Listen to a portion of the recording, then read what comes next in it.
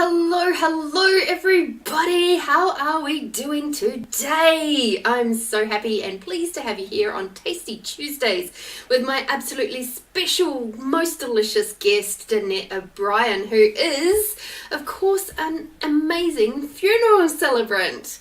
So, as you all know, the main purpose of Tasty Tuesdays is about talking with people from that beautiful heart-centered space around things like how they do business, how they got into having a heart-centered type of business, how they can work from their spirituality side, and also all things in between. So, Danette, welcome. Thank you, Lorene.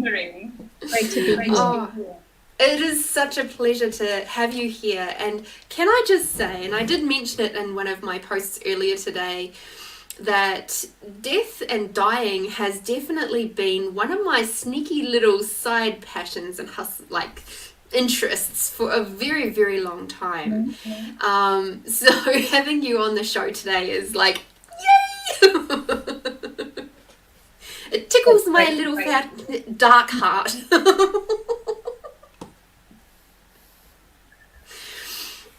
So what I'd like to know about you first is, how did you get into thinking that funeral celebrancy would be for you? That date about 21 years ago when grandma passed away. Mm-hmm. And I was living in the States at the time, and I flew home for a very quick funeral for her. And Mum and I went and met the minister who was going to be the celebrant or fulfill the celebrant role at her funeral. So we spent about 10 minutes with him, and he didn't know her, and the funeral just didn't do her justice. Right. She was a beautiful, warm, loving person, and I just felt really sad. So that planted this, and it's always been in my consciousness. But my dad's funeral last year was what really made it hit home for me. Yeah, absolutely. Did you want to just try popping your ear thingies back in, because it's not as clear? Sorry, darling. Okay, that's all right. I just want people to be able to hear as best as they can, you know. Ooh, and while you do that, I just realised I closed something when I shouldn't have closed it. I forgot to share across so that we can actually see you beautifully. All right. I was so busy listening to you, I forgot to share things. Okay, that's live. Share. Please be sharing correctly. Fingers crossed. Okay. Yes. I love it when things come together well. All right. Yeah, I think so. Or not. What on earth is going on here? Okay, speak. I love you. All right, so that experience with your grandparent all those years ago, gosh, that left a massive impact in your world, didn't it? Absolutely. Wow. It's amazing how things that happened so long ago, how they can really have long-lasting effects that perhaps don't come to anything for a really long time, and then suddenly it's like, boom, there, you know. It's crazy when you sort of start to think about it. So I know you've been on a spiritual journey for a long time too, and I'm just curious, was that sort of that same moment, was that the same, like with your grandparent, was that the same sort of time that you were sort of getting into your spiritual journey as well, or No. That began when I was quite young, and I think I discovered at that time that I knew what I didn't want spiritually. And it led me to keeping a really open mind about that subject. Right. Yeah. So, I guess I first got into realising that I was on a spiritual journey when I was living in London, and I enrolled in a reflexology course, and that opened up my my healing abilities, and I became aware that there was much more connection on a different level that was available to me. Yeah. And from there I went through studying Reiki, training as a life coach, teaching yoga. Yeah. So it's been a long journey. Wow. Just curious for Holly. Hi, Holly. Are you getting a little bit of a buzzing from Danette's microphone as well, or is it just me?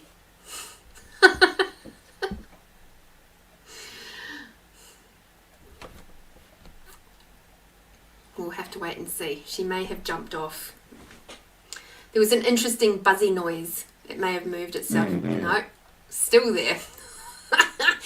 Were you using a different microphone before? A different earbuds? No, or exactly. Okay, can you wiggle it in the end of the computer or something? There's a bit of feedback happening. A little bit of a buzzy noise when you were talking. God, I love this. Technology, isn't it wonderful?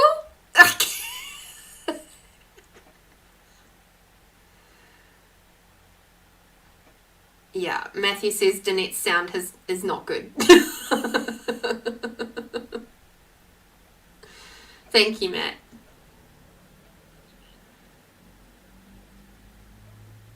All right. Oh no. Oh no, you fixed it. I don't know what you did, but you fixed it. Yay.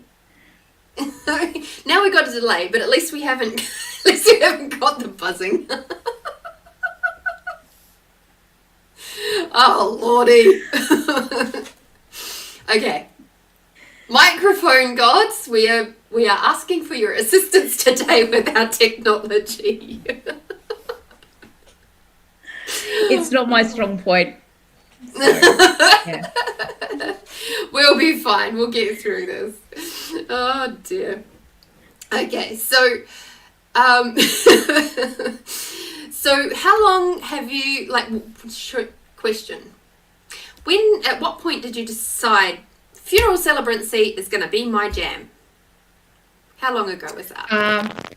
July last year. Okay. Wow, this is so exciting then.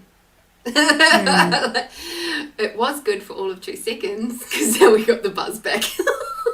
Oh no. Okay, pull out the microphone at your end and I'll just keep it with this end. Yeah. Oh, have you taken it out? Yeah. Definitely remove it. We'll just deal with it. Yeah, we'll just deal with it. Okay. How does that sound? I'm hearing you through here. Hold on. Oh my lord. All right. Sorry, people. Okay, go into your audio.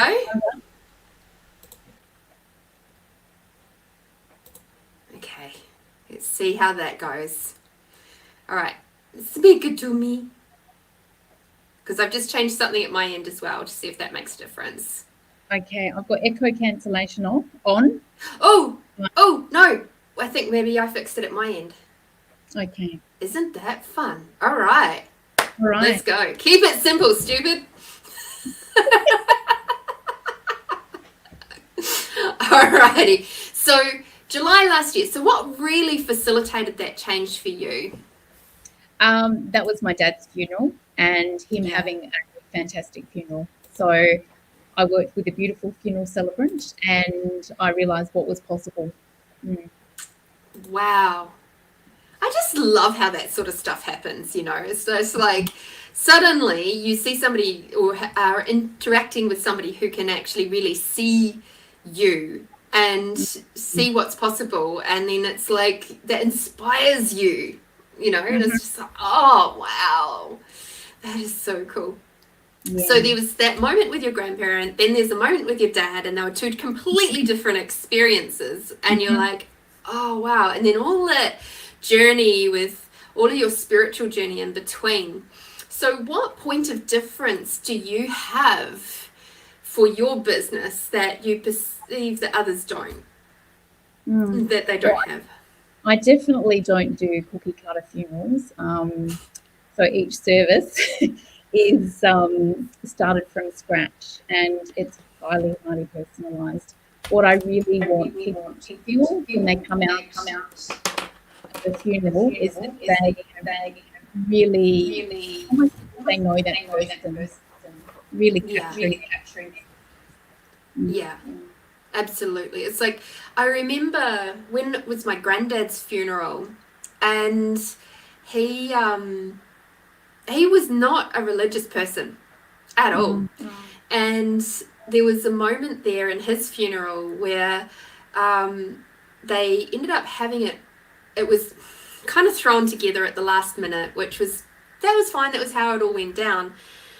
There was the celebrant standing up the front there, and he started reading hymns and like passages out of the Bible, and I'm like, my granddad was not one to go to church.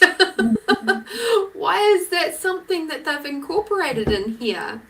You know, and what the funnier part of that story is that my granddad in spirit form whispers in my ear and goes,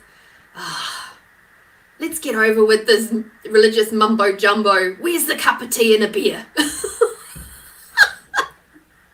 Oh, I love it. Which, of course, set me into fits of giggles. And then I shared it with a friend next to me, who shared it with a friend next to her, which happened to be his sister. And we were all just like, you know, at the front of the church. Well, of the, because it was in the RSL sort of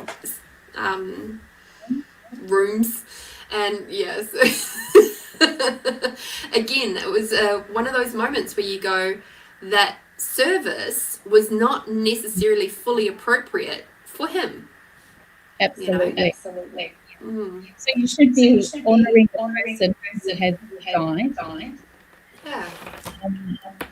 Totally capturing who they were. Yeah. And making the people that are at the funeral or joining by live stream feel really connected to the moment. Yeah. Absolutely. Because I think the worst part for somebody, if they were watching it via live stream, is that they're like going, that doesn't sound like who I would listen to, like who I knew. Yeah. You know, that would be, it's almost like it's a real disservice. And I'd like to know, like, what is your thoughts around, you know, that lovely old philosophy of they could be absolute not nice people when they were alive, and suddenly the sun shines out of their butts when they're dead at the funeral. Like, how would you handle that kind of funeral? Yeah, that's always tricky. There's a few really good verses around that actually deal with that situation. Yeah, I mean, not everyone who's in our world is a great person to be around, and you have to honour that relationship. But I still feel that everyone deserves to be respected and that lives need to be honoured. So it's a real workaround in that situation. Yeah, and, you know, sometimes you can bring a little bit of humour into it as well, make light of that subject. It depends on the circumstances of the death, obviously. But, yeah, funerals are not easy. You're dealing with people who are either deeply grieving, who haven't realised they're in a state of grief. Some may be traumatised. most families tend to will have some kind of dysfunctionality in them, from what I've learned so far. So it isn't an easy process, and you're dealing with people at their most vulnerable time as well. So it brings out the worst in people quite often. It does. It really does. And I commend you on being able to traverse all of those energies with, I'm sure, as much grace as you absolutely always do bring in these sorts of situations anyway in your life, you know. Just having a quick hello, Brooke. Nice to see you.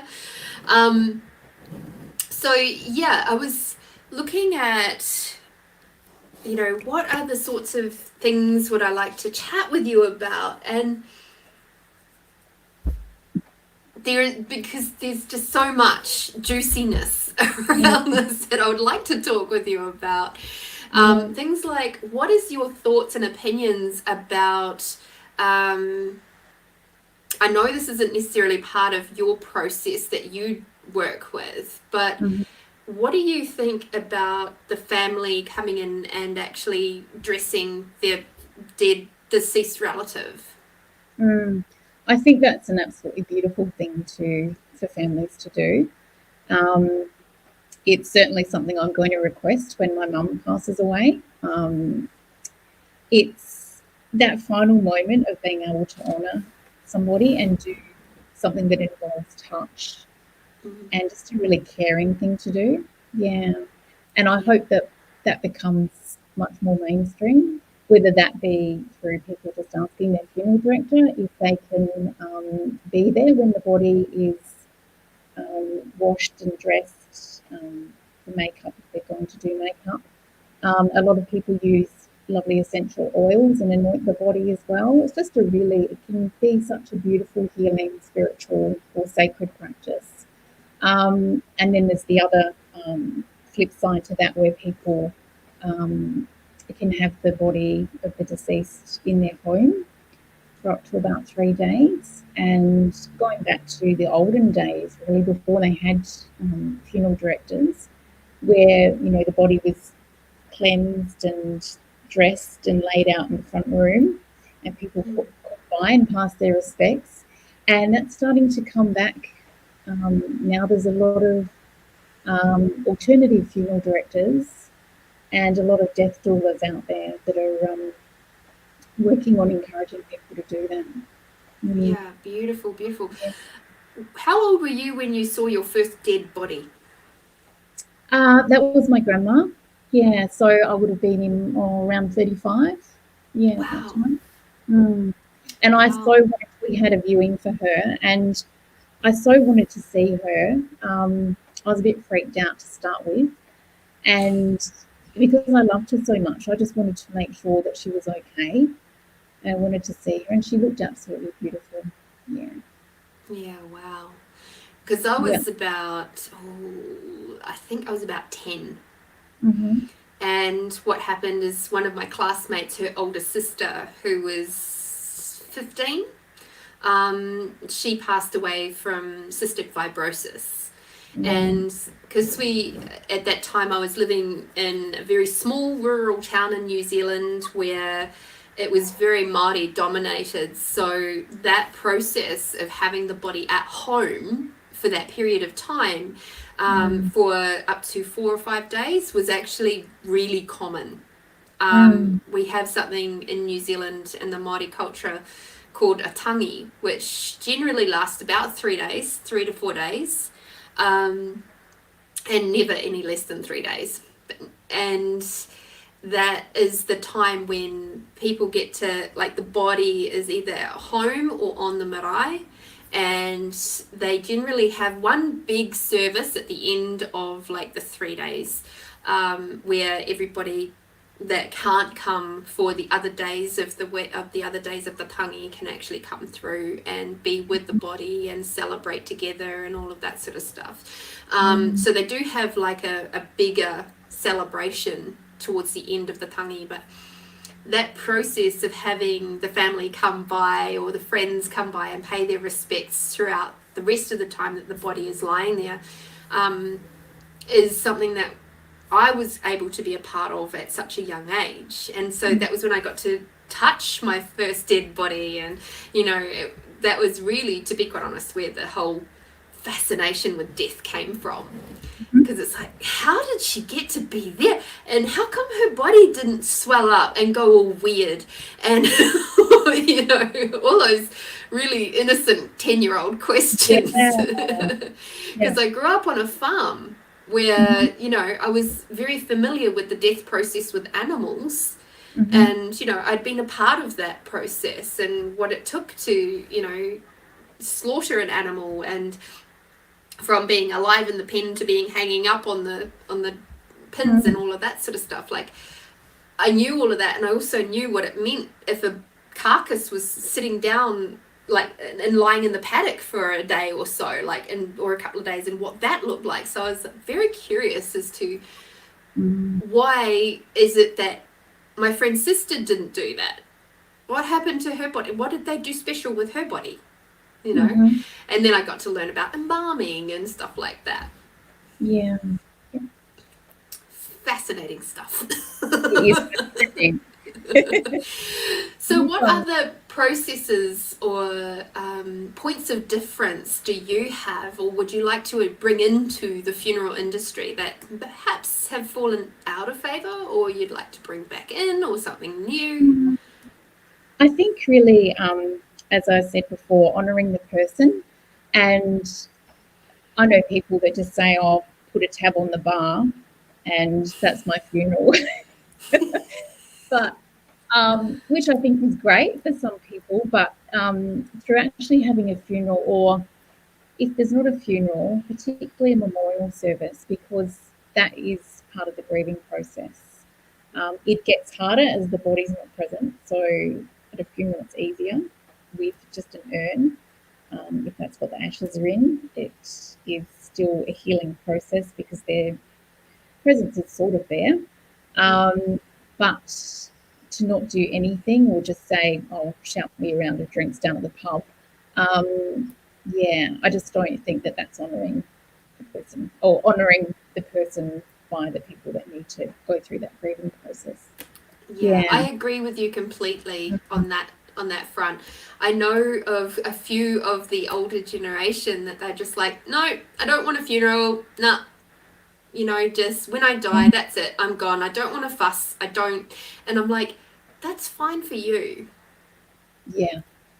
But what about everybody else who's still got to go through that grieving process? Yeah. They're the ones that are left behind. I get it. You're gone. You don't give a shit anymore. That's okay. Yeah. But it's like the other people that are here, and there's a real beautiful moment I see in grief where it's like they can actually have that chance to express the sadness as a group. They can express the celebration of life as a group, and they don't feel alone. No, and it's very like celebrating the life is really important, but it's equally important to take people through. I mean, I don't agree in just doing a celebration of life where it's all happy. You need to take people through all of the emotions. In my book, to have a really successful funeral memorial service. Yeah, absolutely. It's like they're needing to be felt and expressed. Yeah, for sure. And it's like, even though I'm not religious, you know that lovely song, "How Great Thou Art"? I have a love and a loathe of that song because every time I hear it, I cry, especially if I'm at a funeral. Yeah. And it's like, there's that moment for me where I'm going, oh, and I'm just so feeling and I get it with the last post as well. When that comes out, it's like, it's just right to the heart. But I'm just like, it's so necessary to let the tears come. Absolutely. Yeah. So in that service with your grandma, that was not so great. What would you have added to that to make it feel more honouring of you, her, the family? I don't even think we asked people if they wanted to do a tribute to her. I mean, she was so loved. And I think there would have probably been at least half a dozen people there who would have got up and spoken about her. It was back in the days before they even brought in, I mean, funerals have changed, which was great, and they're continuing to evolve, but it was back in the days when they didn't even do the photo presentations. That's only been in for about the last probably 10 years or so, I think. So, yeah, it was just lacking that really personalised touch and that expression of feeling about how people felt about her. Yeah. It was back in the days when you just put, everyone had put their little bit into the advertiser, their condolence message, and that was kind of it. Yeah. Wow. Mm. I'm glad the But yeah, funeral industry's changed. yeah, it's really exciting that it is, it's really evolving right now. Mm. Yeah, absolutely, absolutely. Now, you mentioned before about death doulas and the work of Mm. a death doula. So can you tell us a little bit more about that? Yeah, so a death doula is a non-medical professional. Quite often they are former nurses, though, and that makes sense that they would want to pursue that type of work after most of them have worked in palliative care. But they are involved in really as much of the end stage of someone's life that someone wants them to be. And ideally, they would work or meet with a person and find out how they want to be supported through their final days. And they work with the family. They're a liaison between the family, the medical profession, to make sure that that person's wishes are fulfilled as much as possible. So it's a really beautiful role. Obviously, it takes very special people to fulfill it. And a lot of people are taking it up these days, I think, because there's more people that don't have a lot of family around them. They might be, sometimes it's easier for people to ask a stranger to do it as Yeah. well. Yeah. So they can liaise with funeral directors. Yeah, it's a pretty big role. Yeah, wow. So is that something that you're looking at moving into in time, or? Very possibly, yeah. I've sort of been That's sitting on super the cool. fence with it, but I feel quite drawn to it. Yeah, I can see that would be an aspect of in your toolbox, if you like, that you'd be very good at. You've got that kindness Yeah. and the compassion to be able to manage and work through all those different emotions that are coming up, whether it be with the individual or with the family and that sort of thing too. Because as we mentioned earlier, the death processes, weddings and funerals, they bring out the worst in everybody.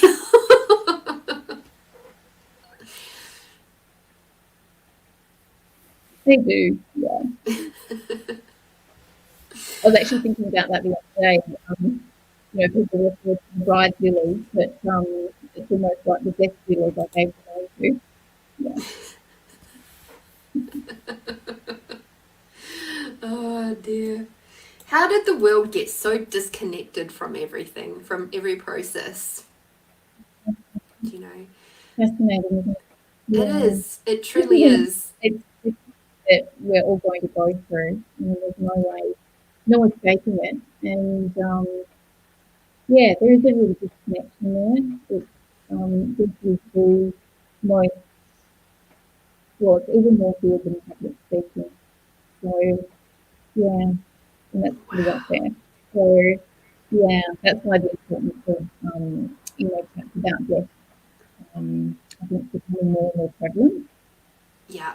and I think being able to talk about death openly, um, it allows you to live in the present far more awarely. Um, but also, I think it sort of takes the stigma away and some of the fear away as well. You've got to start to talk about it. And I'd hope that by doing that, people, when the time comes, will actually have a more peaceful transition. Yeah, absolutely. There's a lovely lady I know that has been in essentially palliative care for quite a while, like almost like years at this point. She's been at that level, and she's so afraid to die, even though she knows that's the next logical step, but she's so afraid to die that she's refusing to die. But she's also not getting any better. So it's like right on that borderline between the both of those things. And there was some past life stuff happening for her too, where she actually had a past life where she was very, very sick with TB, and so much so that she actually went into an unconscious state. And in this particular lifetime, that unconscious state meant that her breathing slowed down so much that they didn't actually register that she was still alive.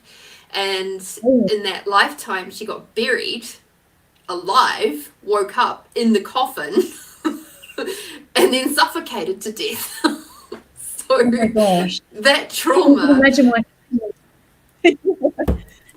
Yeah. And she'd said to me that part of her death plan is to make damn sure she's dead before she gets buried. I like that.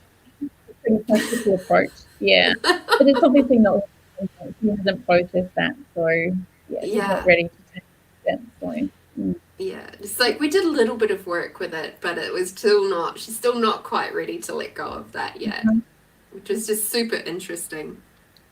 So you mentioned earlier about a living wake. So I'd like to know, what is a living wake and what does that mean?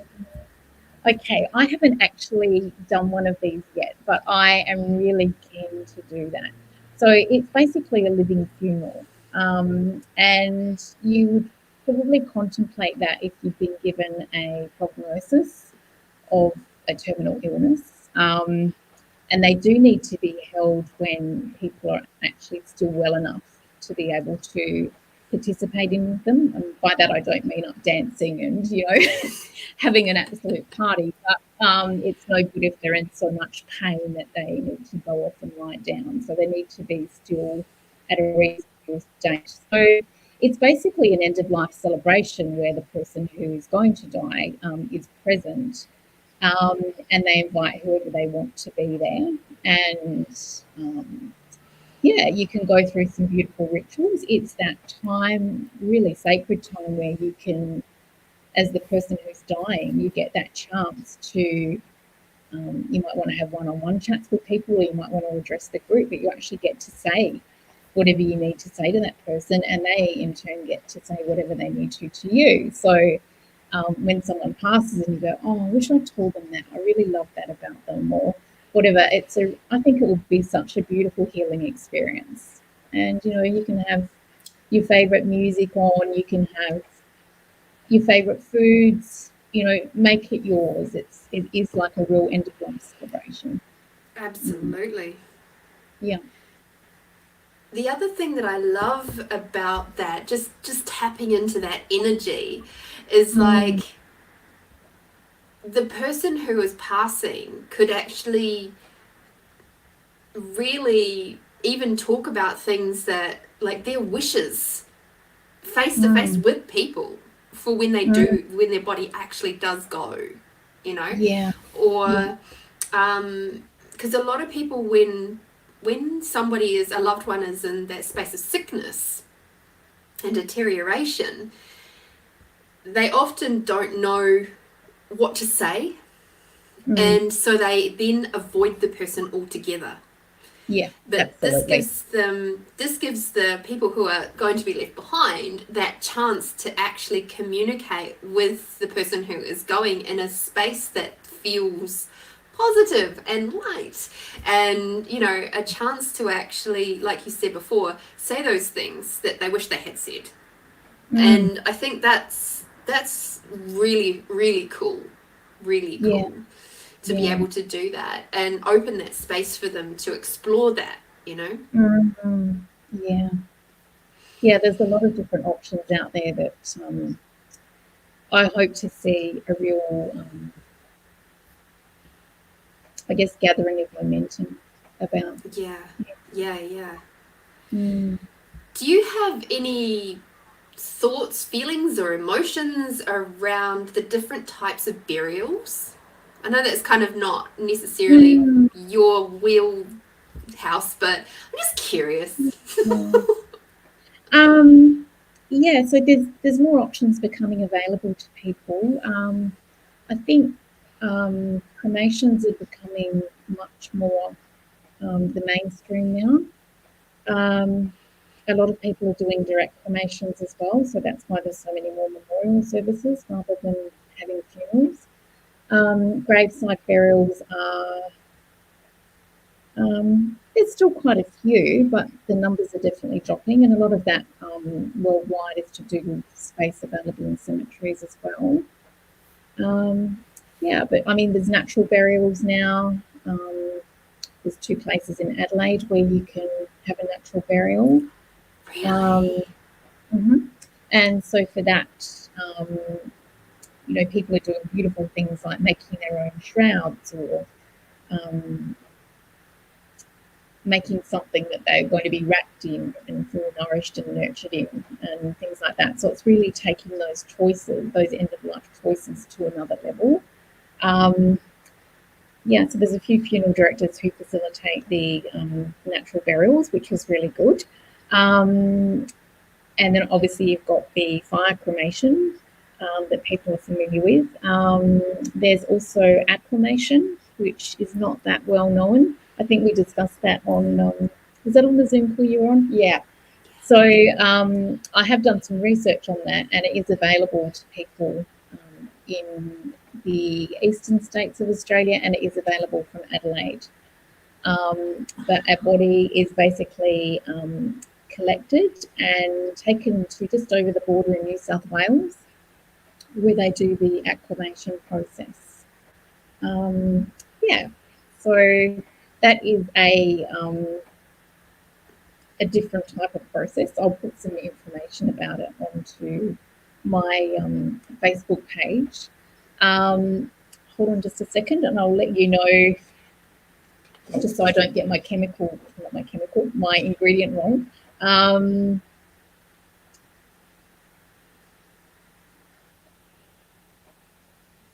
Because you so knew that I was going to bring it up. I didn't actually write down what they put into the water. So a body is put into a chamber. They're normally stainless steel or sometimes a see-through vessel. And they add water to it. And there's another ingredient that goes in there. It's not a chemical. So the body is heated and it breaks down all of the tissue. So you're left with the bones and any metal that's in the body, as you would be in a normal cremation.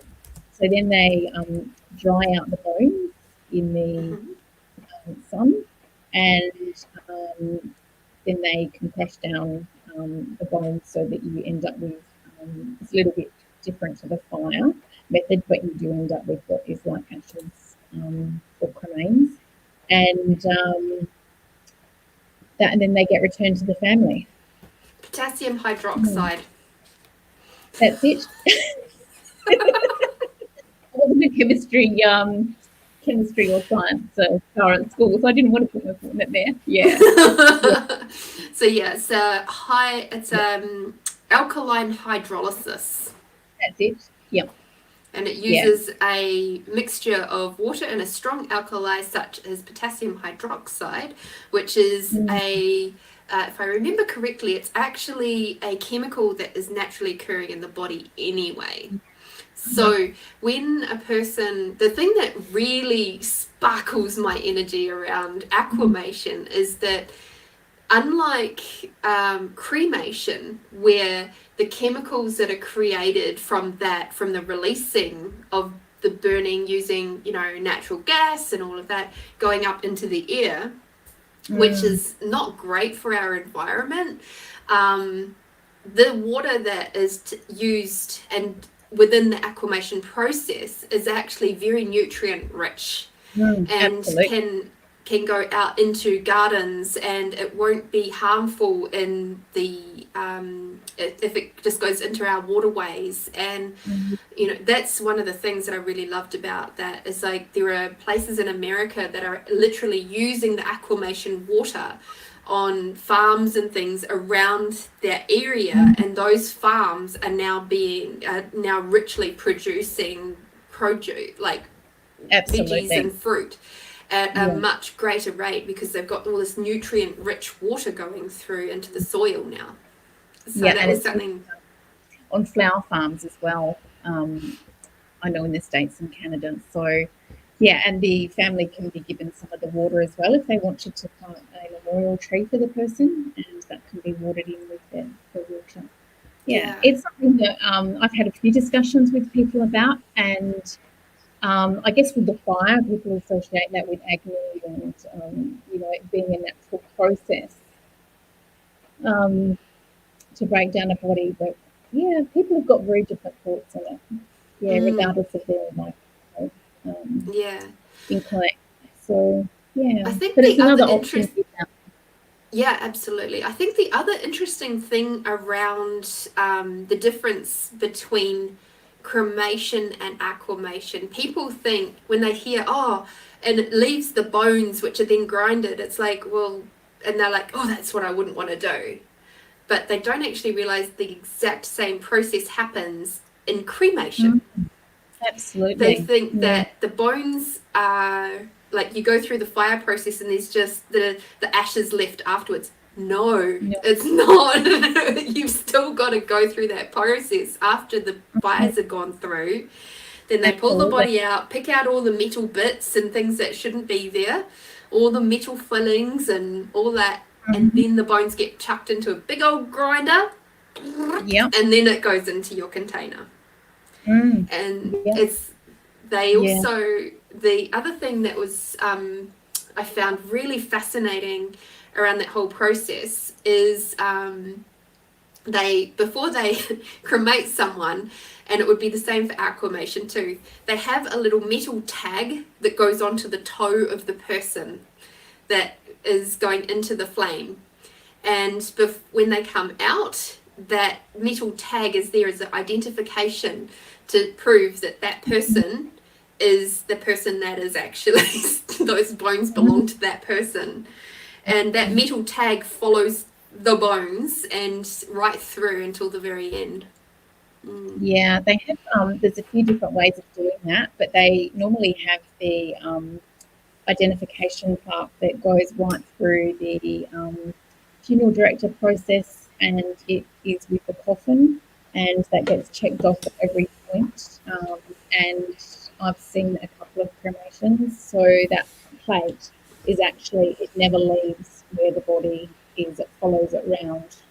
So once a coffin goes into the cremator, it's there, then it gets moved around to the bit where the ashes will, the remains will be, and then it moves over to the grinding machine and all that sort of thing. So there's no room for error there. It's a very thorough process. Yeah, I think that's great. Have you ever seen or heard in Australia the process where the family is allowed to come in to flick the switch to allow the body to burn? Yep, you can do that at Centennial Park. Wow. So I was like, I'm sure they'd be far too regulated here to do that. I've done a tour of Centennial Park recently, just to get myself, obviously, because I lived interstate for so many years, just to get myself up to speed with what happens here. And they have a room where they've got a viewing room there that you can spend a little bit of time with the deceased before they go in to get cremated. And so it's a glass window, and so you see the coffin be loaded in front of the cremator, and the buttons in the room, so you can access that remotely. So it's the family that actually press the button. Yeah. Wow. I wonder it's a very intense process. Yeah. I wonder how many of the beautiful souls watching this today and into the future will have had any idea about all of these different options and things that you can be a part of with the death process, because as we said earlier, there's just so much separation between that final moment when the person dies, boom, the phone calls are made, and then next thing you know, they rock up at the funeral, or they just go straight to cremation and you have your memorial. But there's this big gap in between, and I love that you're able to bring this and highlight this to people, how they can actually bridge that gap, how they are actually allowed to be a part of that process, all those bits in between. I think that's super important, and it's really required now. Makes my little heart just so happy. More disconnected, because it's just bringing that back almost like a community and that connectedness. Absolutely. So I would love to know, what sort of things do you have coming up, as far as your beautiful business coming through? What sort of things have you got coming up in the pipelines for people to connect with you and that sort of stuff? I'm running 2 Let's Chat About Death via Zoom events. You've already done one, Lorene, so you're very welcome to book them again. One's next Tuesday night, so you obviously won't be at that one. And so that's the 12th, and then the Thursday the 14th, they're from 7 to 9 p.m. and limited to a group of 8, so it keeps it nice and small. So they're just really, there's not going to be an agenda for it. Basically, there's a bit of an icebreaker where you introduce yourself. I might ask you a couple of death-related questions just as part of that introduction, but nothing scary. And then we just see how the conversation unfolds. And I've had nothing but great feedback about those sessions. People feel you just learn so much from people. I find facilitating them, it's just a fascinating experience. I really encourage people, if they're even sitting on the fence, just to book in and see what happens. There's certainly nothing negative about them. I hold the space. It's very judgmental free, very respectful conversation, and generally people that would book in to do something like that are those types of people anyway. So I'm running both of those. I think Lorene's got the links for those, but they're on my website as well, which is www.farewellgoodlove.com.au. The bookings are through Humanities, and I've made a sliding scale for fees. So it's anything from a free attendance up to $20, and whatever you can afford, plus there's a booking fee for Humanities. And I'll be donating that money to the Rebecca Jane Foundation. So they are based in Melbourne, and they provide assistance for families who either had a stillborn child or a death up until, I think it's 9 or 10 months. So that's always going to be a very unexpected expense for a family, and obviously very traumatic. So they don't cover all of the funeral costs, but they certainly can help families out in regard to that. So that's where that money's going to be going. That's a beautiful thing. What an amazing organisation to be connected with and to contribute to. Is it, like you said, super unexpected when it's a little one. Absolutely. Yeah, and there's just so much grief and trauma and that goes along with that, and just to have that burden eased just a little bit, to me is just like, wow. It's so amazing. Absolutely. So that's happening next week. And of course, if anybody has somebody who has recently passed or is at that point where they're maybe in palliative care and that sort of thing, maybe they wish to have a little bit of advice or support, can people get in touch with you then?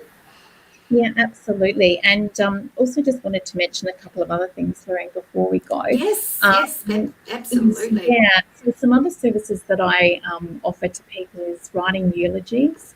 That can often be a really, really tricky thing to get your head around when you're in a state sometimes of disbelief, trauma, grief.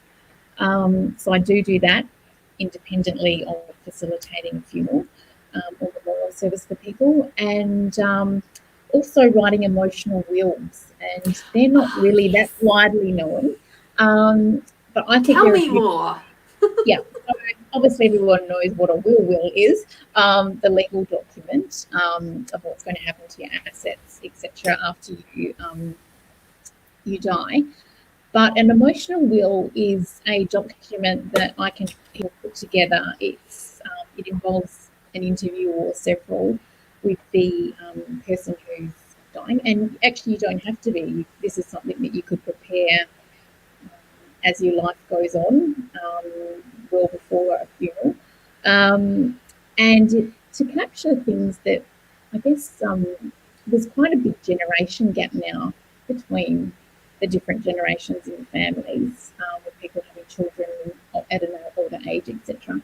So it's to pass on. So if I give an example of maybe a grandmother or an auntie, great grandmother, they could leave like their really famous recipes that the whole family's enjoyed.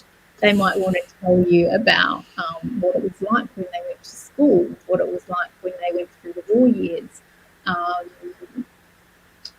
about their first love, advice that they give themselves, again, as a 20-year-old, advice that they give to people as they got married, went into relationships, advice about aging, all those beautiful things that can just get lost. So I think they're really special. Yeah. Wow. And how is that presented? I love writing, so yeah. So how is that presented, or when? A lovely book for people. So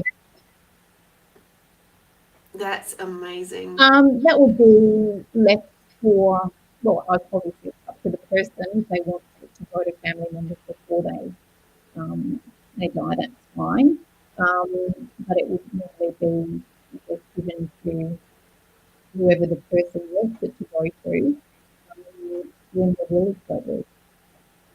Wow. Yeah. Wow. A very, very special document to memories and traditions, I guess. Yeah, absolutely. Gosh, what a beautiful thing. Now, funny thing is that you mentioned in there, like, that lovely little thing of tips that they would give to the 20-year-old self. Now, I'm curious, what would you say to your 20-year-old self now?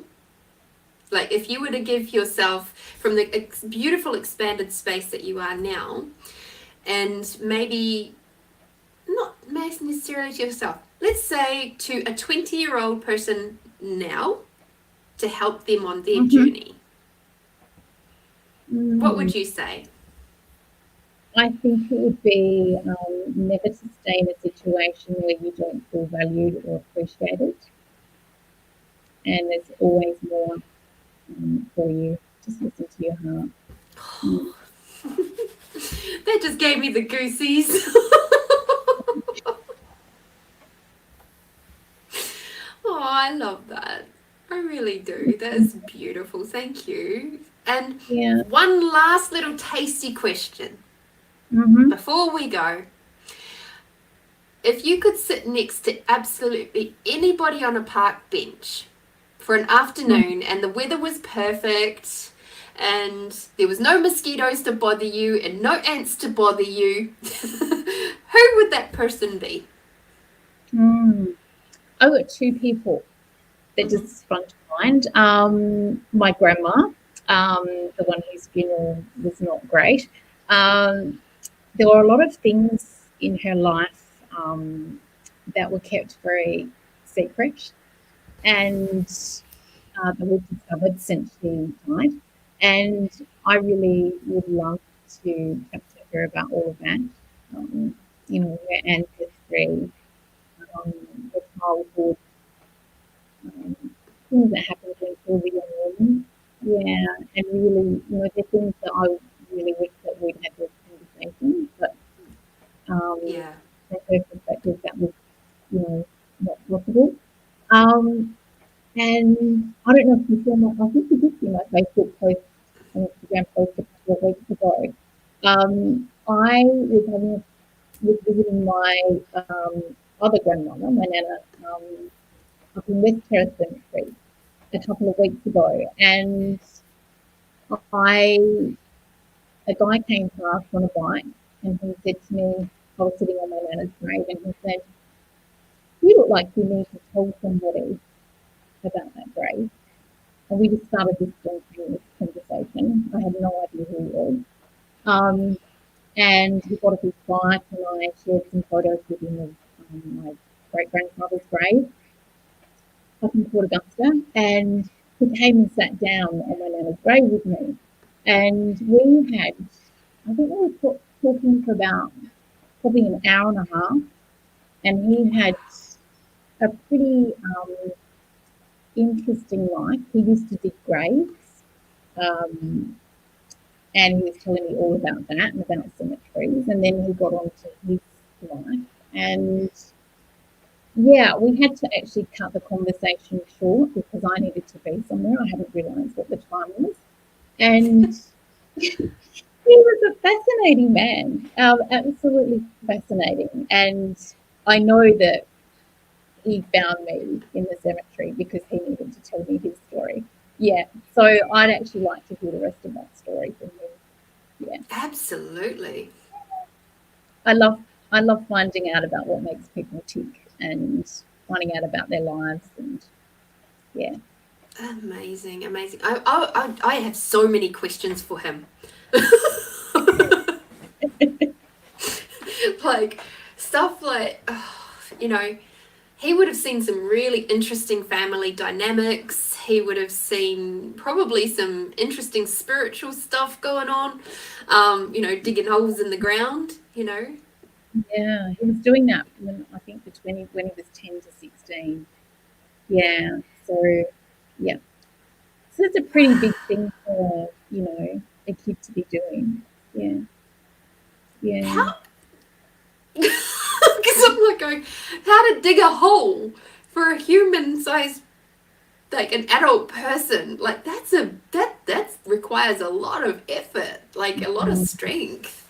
Yeah. Not just up here, but like, the muscles.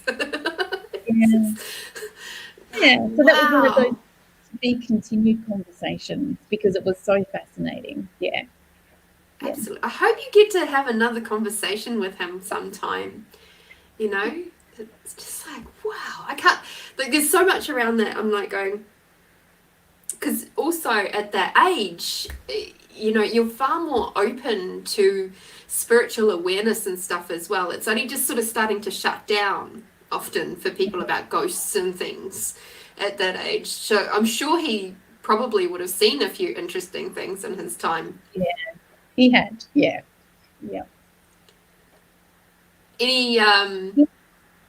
Anything you'd like to share? Is a curious story? No.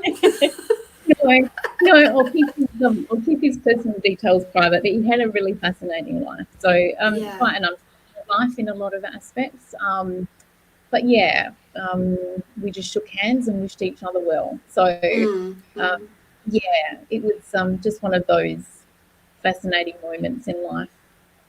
I thought, whoa, what have I got here? But I was just absolutely intrigued by what he'd been through. Yeah, absolutely. Absolutely. Like I said, I've got loads of questions, so I'm sure you did too. It's about holding space for people as well. And I just sensed quite soon after he approached me that I just needed to do that for him. So, yeah. Yeah. It's amazing what happens in a cemetery during the week. My high school was actually right next to a cemetery. So there was always a lot of very interesting energies that would pop up because it was like it went the cemetery, and then there was like the netball courts, and then the rest of this, like then there was like a bit of a hill, and then the rest of the school was on top of the hill, so we could actually see.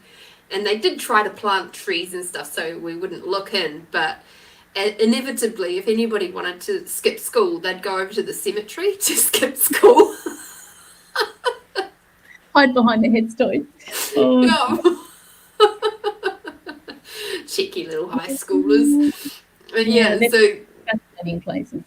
And I've always loved cemeteries. They've, the history there, and absolutely. Even doing some of the activities that I do these days, like geocaching and stuff, it does end up taking me to cemeteries or around cemeteries from time to time. And there's even in my area, well, not this one specifically, but it's just a little bit over from here. There's a little family cemetery, but it's in like an industrial area, and it's over in Beverley. And there is like a few really old. On Port Road.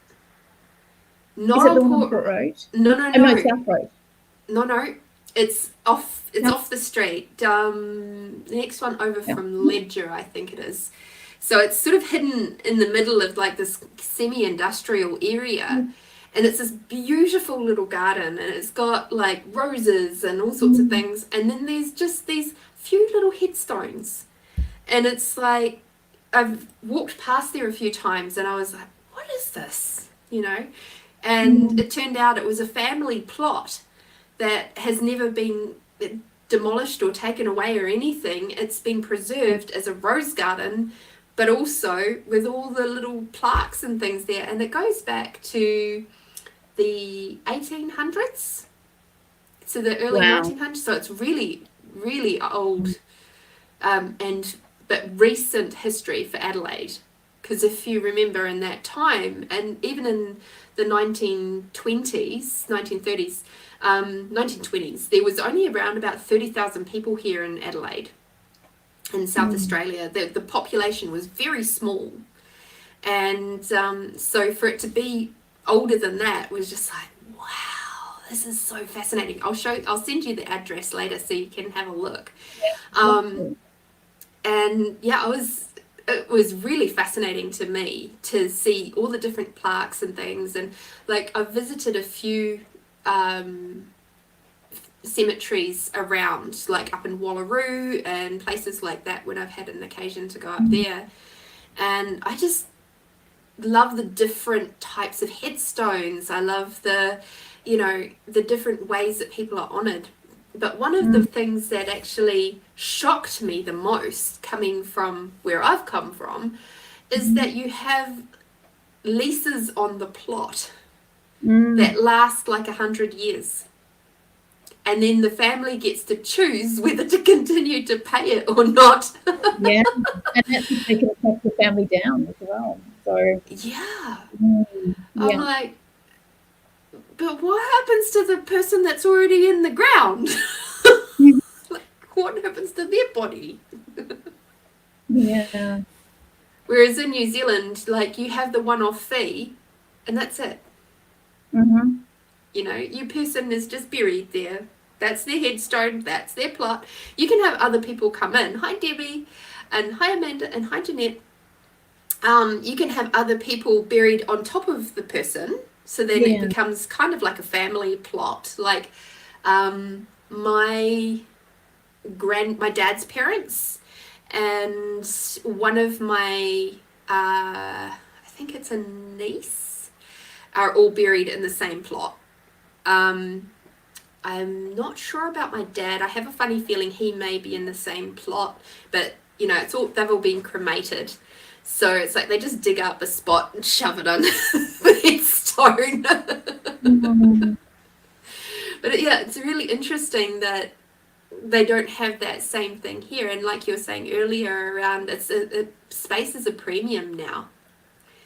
Absolutely. And it's getting more expensive as well for families to have a burial plot. Yeah. Yeah, I can see why a lot of people are just doing the ashes and then getting scattered. Scatter my ashes. Yeah. Absolutely. I can certainly see the appeal for sure. Mm-hmm. Is there anything else that you would like to share with our beautiful audience today? Okay, I'm going to ask you a question. I've been sitting here having surprises sprung on me, so I'll ask you a question now. Just going to pick one. What would you like written on your headstone if you were buried? Right?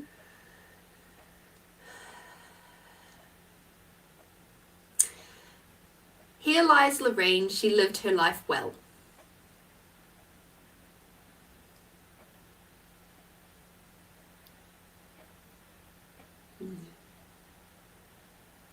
That would be it. Beautiful. Hmm. I like that. Yeah. Short and simple. Yep. Yeah. Because, I mean, I'm not going to have kids, and so it's not like I'm the mother and all of that sort of stuff. I may have another husband. Who knows what the future may hold?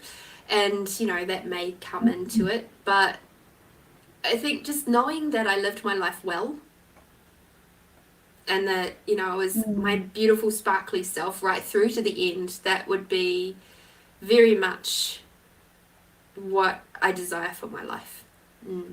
What would you have? Yeah. I don't know, but I was just thinking some fairy lights would be nice for you. Just tuck that along. Yeah. I don't know, actually. I don't intend to be buried, so it's not something I've given much thought to. Yeah, I have to think about that. Yes. Brooke, this life is dusted. How does it get any better than that?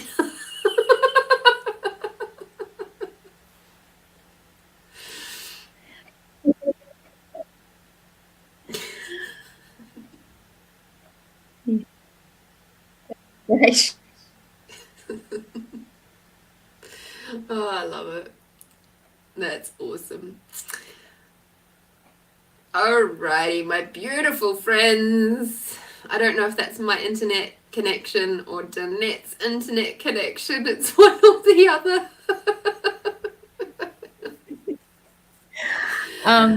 Yeah, did you hear what I said? No. No? Sorry. I lost your picture there.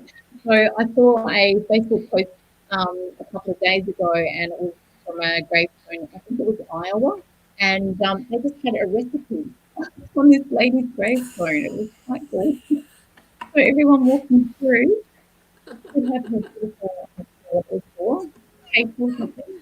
Isn't that beautiful? Hearing the love.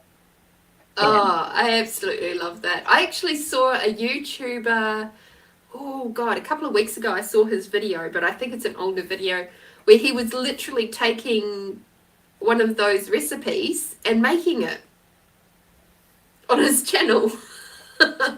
One of those recipes from a headstone and actually making the recipe. It was like a cookie recipe or something like that. Oh dear. Anyway, my beautiful, beautiful, amazing beings, thank you so much for coming and joining us, and for working through with us with the technology today. It's been a little bit wobbly out there in the world, and what else is possible? How does it get any better than that? So thank you so much for the chat. Thank you so much for joining us, and I look forward to seeing you on Friday for Find You Fridays, the lovely reading show where I get to have fun with you and bring some lightness and some awareness to whatever is going on in your world. Of course, if you wish to connect with Danette, and her bits and bobs are down the bottom there. The farewellwithlove.com.au, and some of those two events that she has are in the show notes. So please, if you want to learn more or discuss more in depth about this lovely topic of death and dying and all the bits and pieces, any questions you've got, please feel free to connect with Danette through those 2 lovely events that are coming up next week, Tuesday and Thursday, and I look forward to seeing you very, very soon. I am so grateful, Danette, for you coming and playing with us today. And how does it get any better? Do you have any final parting words for our lovely audience tonight? Live life to the full. I love that too. Alrighty, everybody, have a wonderful week. We'll see you on Friday, and we'll catch you back next week for Tasty Tuesdays. Bye bye.